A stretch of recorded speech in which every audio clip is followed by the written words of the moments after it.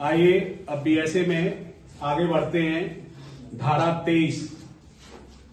तो धारा 23 में इस लिखे हुए पे जाने से पहले मेरी सरल भाषा में समझ लीजिएगा कि पुलिस अवरक्षा में अगर कोई अभियुक्त अपराधी अगर कोई संस्वीकृति इकबाले जुर्म या कन्फेशन करता है तो वो न्यायालय में मान्य नहीं है, साबित नहीं किया जा सकता। इतनी बात आई समझ में। और इसी के दूसरे पार्ट में कहा गया है कि एक ऐसी कंडीशन है जब वो साबित किया जा सकता है उसके विरुद्ध, किसके विरुद्ध? अभियुक्त के विरुद्ध, और न्यायालय में भी मान्य होगा। एक छोटा सा उदाहरण समझिएगा। आप किसी हत्या के अपराधी को गिरफ्तार करके थाने ले आए और वो आपके सामने आपकी अवरक्षा में खूब कहता रहे कि मैंने जो है निरहुआ की हत्या की है, तो वो कन्फेशन कर रहा है ना एक तरह से, लेकिन पुलिस की अवरक्षा में कर रहा है, तो वो मान्य नहीं होगा। अब मान्य कब होगा?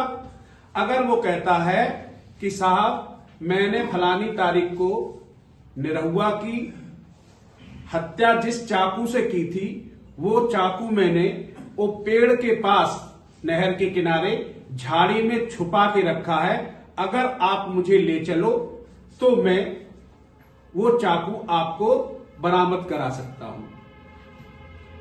और आगे आगे चल करके वो चाकू बरामद करा देता है जिसपे उसके फिंगरप्रिंट के उंगली छाप मतलब फिंगरप्रिंट है और जो मृतक के खून उसके फल पे लगा है। तो उसका इतनी बात भले ही पुलिस अवरक्षा में कही है, वो न्यायालय में उसके विरुद्ध साबित की जा सकती है कि मैंने उसे चाकू से मारा, चाकू मैंने वहां छुपा दिया है और आगे आगे चल के दे देता हूं। इतनी बात अंडरलाइन कर लेना, उतनी बात उसके विरुद्ध न्यायालय में साबित की जा सकती है और न्यायालय में मान्य भी है। इतनी सी बात समझ में आई। अब इसी को क्रम वाइज देखते हैं। सबसे पहले तो आता है संस्वीकृति। धारा 23 संस्वीकृति यानी कि अंग्रेजी में कहते हैं कन्फेशन की परिभाषा।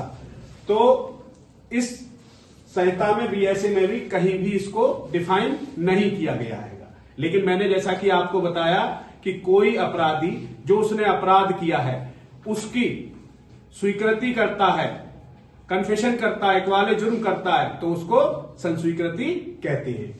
अभियुक्त ऑब्लिक अपराधी द्वारा किया गया ऐसा कथन जिसमें उसके द्वारा किए गए अपराध का पता चलता है या स्वीकार करता है। संस्वीकृति के समानार्थी शब्द है इकबाले जुर्म, अपराध की स्वीकारोक्ति। आगे आते हैं पुलिस अधिकारी से की गई संस्वीकृति। धारा 23(1) में न्यायालय में न साबित की जा सकती है न मान्य। किसी पुलिस अधिकारी से की गई कोई भी संस्वीकृति किसी अपराध के अभियुक्त व्यक्ति के विरुद्ध न तो साबित की जा सकती है और न ही मान्य है। अगली बात आती है धारा 23(1) के संदर्भ में पुलिस अधिकारी से तात्पर्य कौन है। तो देखिए इसमें नंबर 1 तो है जिस थाना क्षेत्र में ऐसी घटना हुई हो वो थाना। नंबर 2 में ऐसा कोई थाना जो जहां घटना नहीं हुई है अन्य थाना का पुलिस हो। और तीसरी बात जो कही है जो किसी भी थाने की ना पुलिस हो उसके ऐसे पुलिस अधिकारी द्वारा अगर कन्फेशन लिया जाता है तो मान्य नहीं है। जैसे कि देखिए इसमें दिखाया गया एक चित्र में पुलिस मारपीट करके कुछ कबूल कराए तो क्या कोर्ट मानेगा? आंसर है नहीं। आगे चलते सुसंगतता एवं ग्राह्यता के संदर्भ में धारा 23(1) का महत्व। तो बीएसए 2023 के अंतर्गत साक्ष्य के रूप में तथ्यों का सुसंगत होना एवं ग्राह्य होना दोनों ही महत्वपूर्ण बिंदु हैं। सुसंगत का मतलब है उससे रिलीवेंट हो, उससे कहीं ना कहीं जुड़ा हो, और ग्राह्य का मतलब है एडमिसिबल हो। अगले दूसरी बात कहता है सुसंगतता और ग्राह्यता दोनों ही पैमाने पर साक्ष्य को खरा उतरना होता है। तीसरी बात धारा 23(1) के तथ्य सुसंगत तो हैं किंतु ग्राह्य नहीं है। मतलब आप समझे कि उसने कन्फेशन किया तो रिलीवेंट तो है, कन्फेशन कर रहा है, लेकिन न्यायालय में ग्राह्य नहीं है, जो कि अभी धारा 23 की आपने पहली लाइन में पढ़ा। चौथी बात है अंततः पुलिस अधिकारी से की गई संस्वीकृति न्यायालय में साक्ष्य के रूप में स्वीकार नहीं है।